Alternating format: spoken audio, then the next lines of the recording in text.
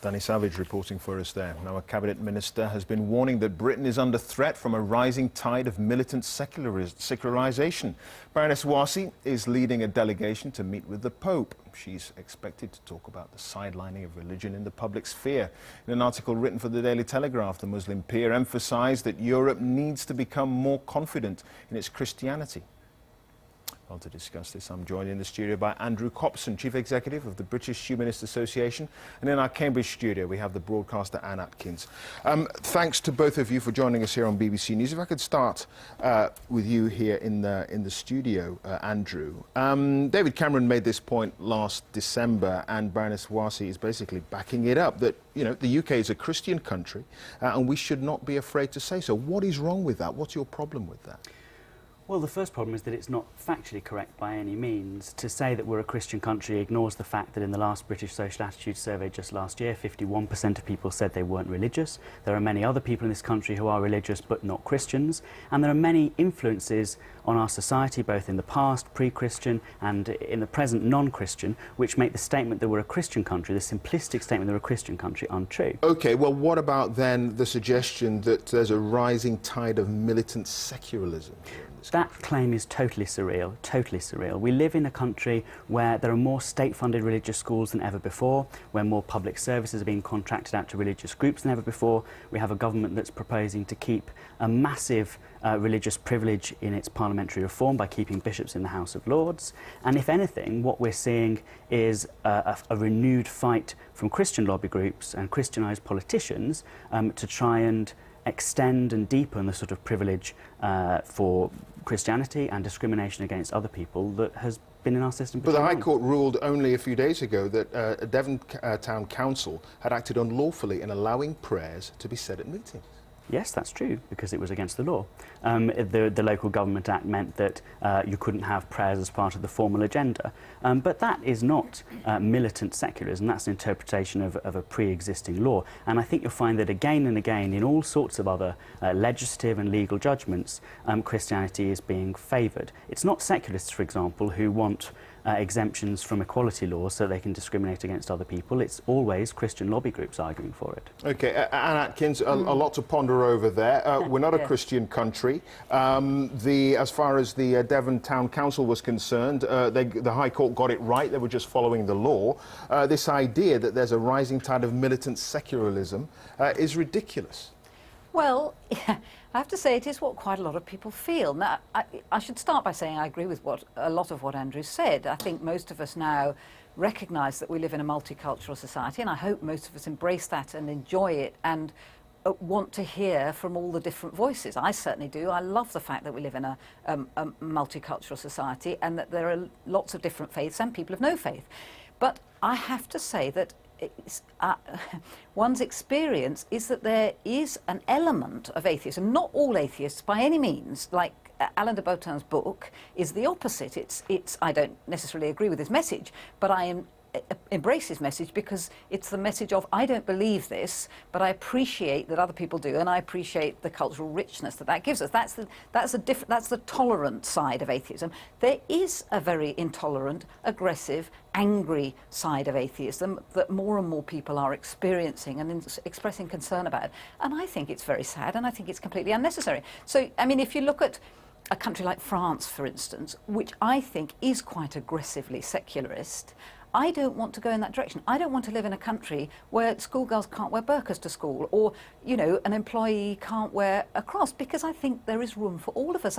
I want to live in a society that has a sort of muddle, that says, you know, we have got bishops in the House of Lords, but we've also got the Chief Rabbi in the House of Lords, and we've got a lot of other people, and this kind of works. You know, you wouldn't necessarily start from here, but it does give society a sort of tolerance and richness and variety. And if you take, for instance, the view of somebody like the Chief Rabbi, Lord Sachs, who came to this country as a little Jewish boy just after the war, his experience is that we're becoming more and more and more intolerant. But how does this manifest itself? Give me some specific examples. Okay, well, I'll take the example that you've just raised of...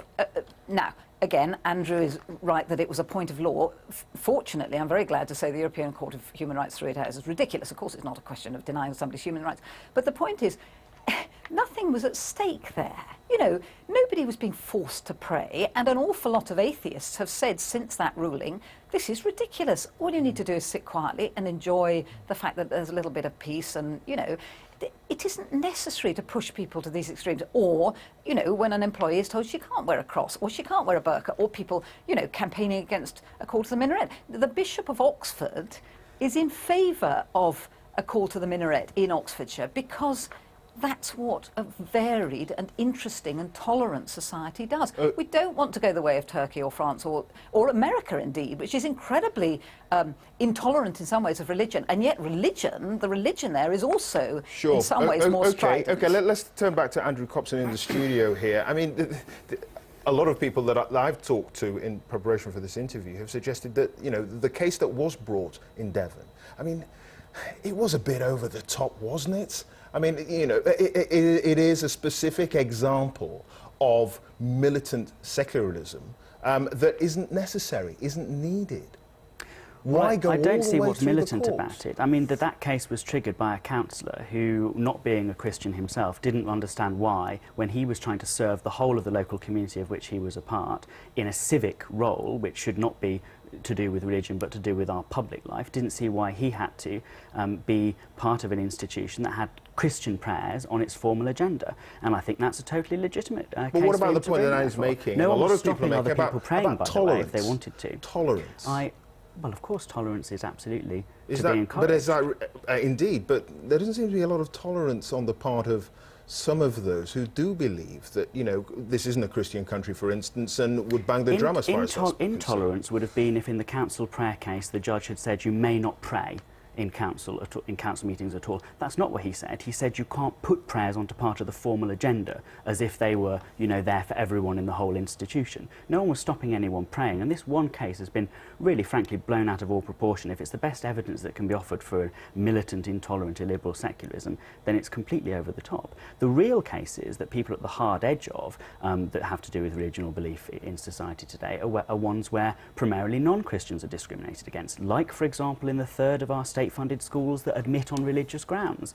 There are no schools in this country from which the children of Christian parents are barred by law. There are many schools in this country, state-funded schools, from which the children of non-Christian parents are barred by law. That's the real story, I think, and this sort of manufactured narrative of outrage, which goes along with these, you know, fake cries for tolerance, which really are a way of preserving privilege, flies in the face of the actual reality of the situation. Okay, Anne Atkins, you heard all that, and we did have, of course, that Ipsos Mori poll that suggested that most people feel religion shouldn't influence public policy. 92% agreed most the law Christians, that's should... most Christians, most self-described Indeed, Christians. 92% agreed the law should apply to everyone equally, regardless of their personal beliefs. 61% of Christians agreed homosexuals should have the same legal rights in all aspects of their lives as heterosexuals. Of course homosexuals should have the same legal rights. So it's a pretty tolerant society we're living in then, clearly, according to this poll. Yeah, but just if I could go back over some of what Andrew was saying, it's not true that non-Christian children are barred from state schools,